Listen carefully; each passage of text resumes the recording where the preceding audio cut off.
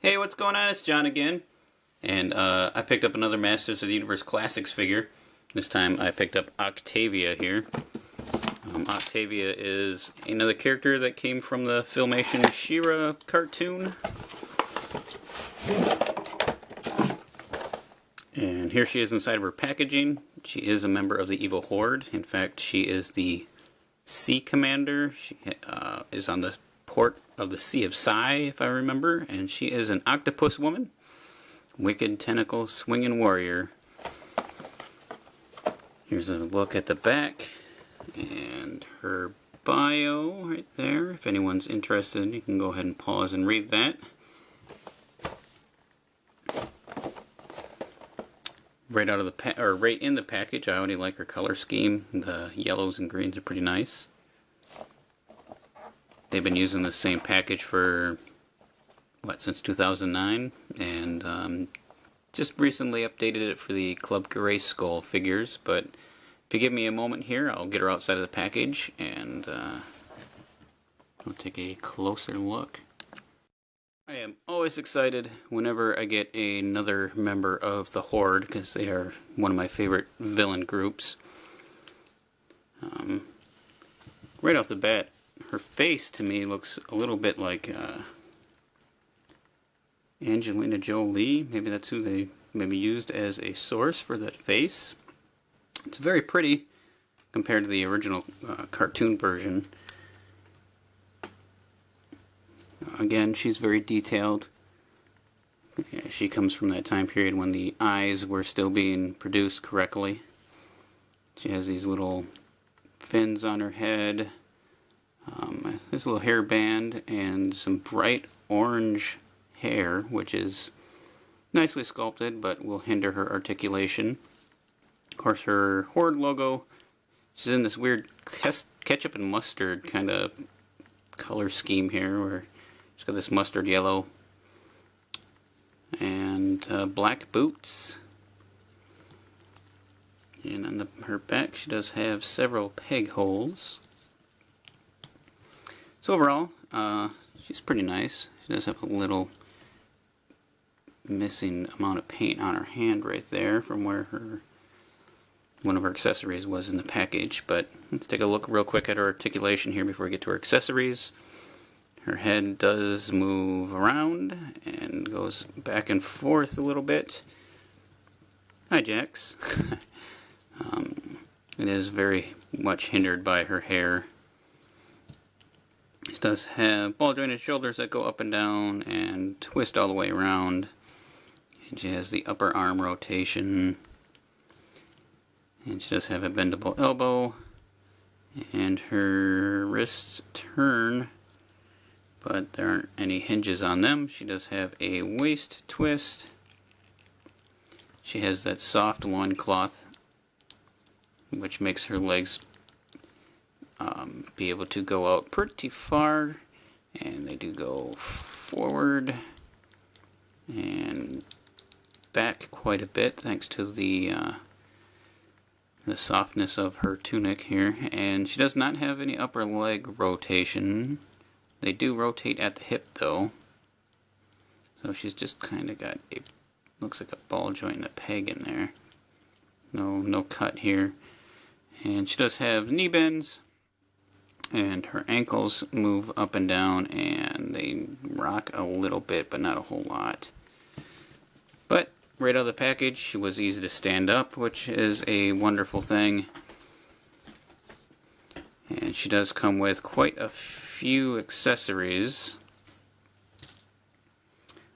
One being, she comes with 4 of these guys, these swords, that she can either hold in her hands or in her tentacles. She, of course, comes with her own variation of the Horde bow, which hers has this squid kind of calamari look to it. He's pretty cool, nice detail. I like the sculpting in his tentacle whiskers there. And she also comes with 4 of these tentacles that you plug into her back with this little peg. They look like they are kind of articulated, but it's really stiff, which is probably good, so when you put them in they don't break off or not. But let's see if we can get some of these in here. I don't know how easy this will be because her hair is right in the way. I could probably just pop her head off, but that peg's a little rough. And just turn her head all the way around. Yeah, it's not creepy at all.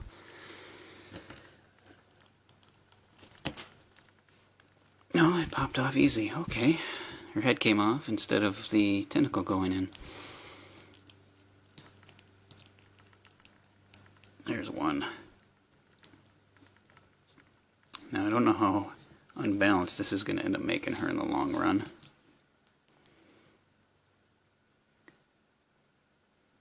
They have numbers. 1, 2, 4 is the numbers on her back.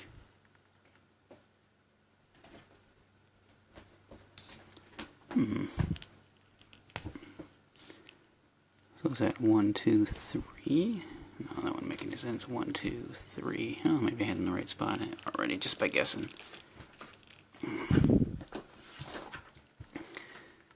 So it says 4. It doesn't look like it make any sense though.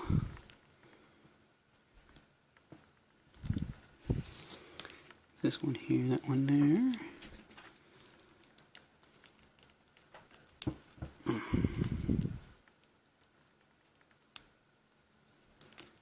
They're not very bendy.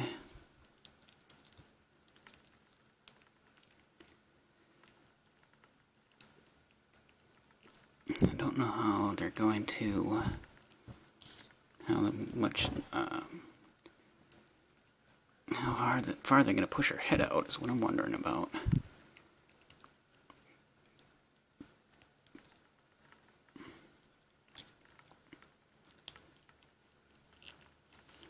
Well, she does look a little bit more horrific with all those tentacles on her. See if I can get her head back on.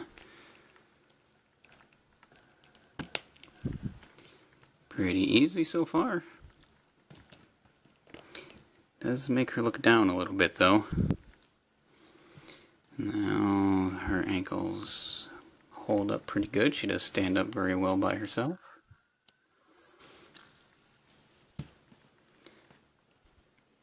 Wow, she takes up a lot of space. And then you can put her bow in her hand, which she very loosely grips. Might have to use one of those plastic ties to hold it in. Maybe her other hand will hold it better. Yeah, it's a little bit tighter in that hand, so I guess I can just put it in that one. And then these little guys can slide onto each one of her tentacles.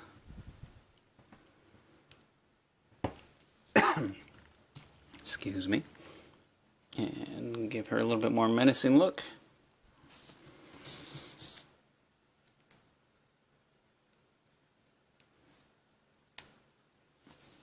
So there she is, fully armed and ready for battle.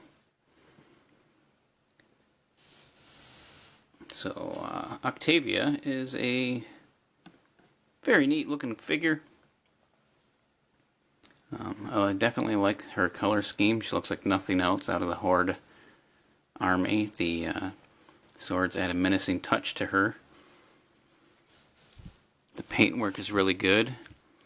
Always makes me happy when their eyes are correct. It does have a little bit of shading in her tunic of a darker yellow. I don't know if it picks up or not. And she's still, with all those tentacles in, stands up by herself. So that's fantastic.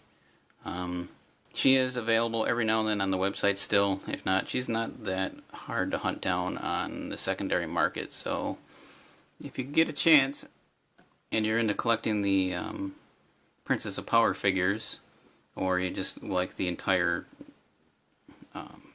Masters Universe Classics line, she's definitely one not to miss out on.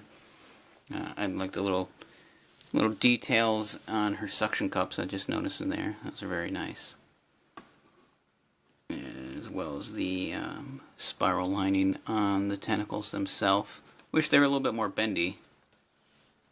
Could do a lot more with them.